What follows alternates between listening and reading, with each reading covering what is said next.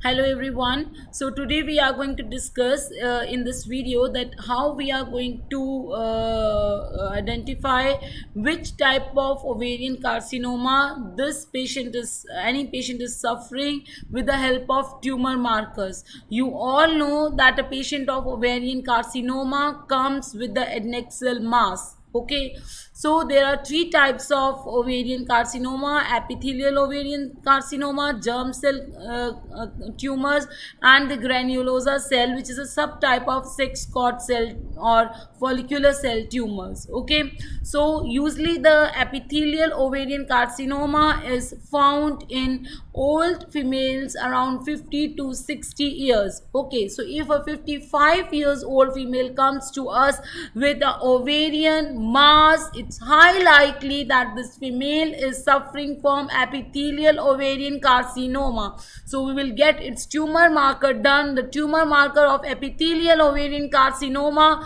is CA125. If the CA125 comes high, then we are confirmed that this lady is suffering from epithelial ovarian carcinoma before the staging. Okay, so you all know that staging of ovarian carcinoma is surgical, right? So before the surgical surgery, we know that this lady is suffering from epithelial ovarian carcinoma. Now the germ cell tumor and the granulosa cell tumor are found in young girls. So if any young girl comes with a adnexal mass and it is on ultrasound there is a suspicion of cancer, then we are going to get the tumor markers of germ cell tumor and granulosa cell tumor. Granulosa cell tumor, as you all know, the granulosa cells they synthesize is estrogen and inhibin B. So if there is a granulosa cell tumor, then estrogen will be synthesized in higher amount and inhibin 2 will be synthesized in higher amount. But estrogen is not the tumor marker of the granulosa cell because it can also be raised in some other conditions. So the tumor marker has to be specific. So the tumor marker of granulosa cell tumor is inhibin B. Now the increased estrogen in a young girl, if that young girl has not attained menarche, and then that young girl will have precocious puberty, and if that girl has attained menarche, then that young girl will present with symptoms of increased estrogen, that is menorrhagia and overgrowth of the breast.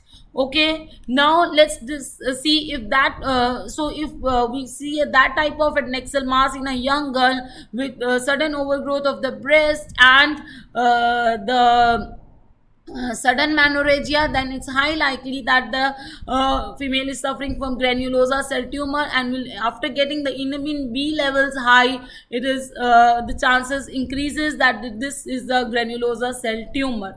Now what if the young girl is not presenting with the increased symptom of estrogen? Then it is the chances are there that this girl is suffering from germ cell tumor. Now let's see what are the tumors of the germ cell. There are three tumor markers of the germ cell tumor: alpha fetoprotein, beta HCG, and LDH. Let's see how to identify which type of germ cell tumor is there or on the basis of the tumor marker. So first of all, you all know that germ cell is a cell which when fertilizes with sperm makes the whole embryo. Other than embryo, this germ cell also makes yolk sac and placenta. Okay, so in total three structures are formed by this germ cell. Number one is the embryonal part, number two is the yolk sac, and number three is the placenta. As you can see down in the slide, I have distributed the germ cell. I have drawn the germ cell and I have distributed the germ cell into three parts. Now what if this embryonal part has got tumor? Embryonal part of the germ cell has got tumor, so obviously the embryonal structures will be formed, and that tumor is known as the dermoid cyst, or teratoma is its another name. It is a most common germ cell tumor, and we all see in the our histopathology lab the dermoid cyst in our we all see dermoid cyst in the histopathology lab, and they look like this. In that dermoid cyst or in that ovarian mass, which is a dermoid cyst or teratoma, like this type of hairy hairs are there. The jawline you can see there with teeth, the thyroid gland you can see there. So all this is about the dermoid cyst. And so in the dermoid cyst there is no tumor marker, and there is no tumor marker, and on the ultrasound itself the radiologist write hairy structures or other structures are seen indicative of dermoid cyst, and there is no tumor marker for this. Now what if the yolk sac part has got tumorous, then the yolk sac tumor will be formed, and the another name of it is endodermal sinus tumor. You all know that it serves yolk sac serves the nutrition, and now its tumor marker is something related to the nutrition, alpha fetoprotein. Now what if the placenta part has got tumorous, then the non-gestational trophoblastic neoplasia will be formed. Needless to say, the tumor marker of non-gestational trophoblastic neoplasma will be beta hcg. What if the whole of the germ cell has got tumorous, then that carcinoma is known as the embryonal carcinoma, and its tumor markers are both alpha fetoprotein and hcg. Okay, now you all know that there is a primordial germ cell also. Other than germ cell, there is a primordial germ cell also. What if this primordial germ cell has got tumor, then the dysgerminoma will be formed, and this type of cancer in which the primordial germ cell has got tumorous, it is known as dysgerminoma. And tumor marker of this is will be not that of the germ cell, it is a primordial germ cell tumor, so the tumor markers are different from that of the germ cell, they are ldh. So once you have got the patient of young girl with the adnexal mass, then you are going to order and you got a suspicion of the germ cell tumor, then you are going to order three germ cell tumor markers: alpha fetoprotein, beta hcg, and ldh.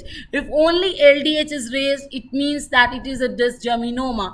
If alpha fetoprotein and beta hcg both are raised, then it means that it is embryonal carcinoma. If only beta hcg is raised, it is a non-gestational trophoblastic neoplasia. If only AFP is increased, then it is a yolk sac tumor. And if on the ultrasound hairy structures are seen, or the three germ cell layer structures are seen, then it means it is a dysgerminoma. So this is how we differentiate which type of tumor it is, ovarian tumor it is, on the basis of tumor markers. See you soon in the next video. Thanks for joining me.